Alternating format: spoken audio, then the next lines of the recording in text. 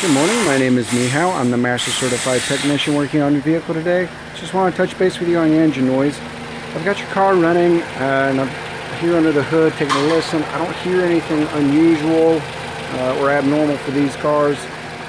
Oil level and condition also looks good, as well as everything else under here. So that being said, we'll move on to your multi-point inspection. Looks like your battery test passes, as well as your engine filter and brake fluid. Engine coolant passes. I'll be sure to top off your washer fluid. We'll run this up in the air and take a look underneath for you. Your tires are measuring at 8/30 seconds. Rear suspension components all pass. Rear brakes are about 6 millimeters.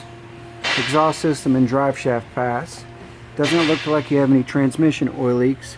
However, I did notice that it looks like your oil pan is seeping just a little bit. Axle boots pass, and front brakes are about 8 millimeters. So otherwise, it looks like you're in good shape on here. Thanks for coming in today.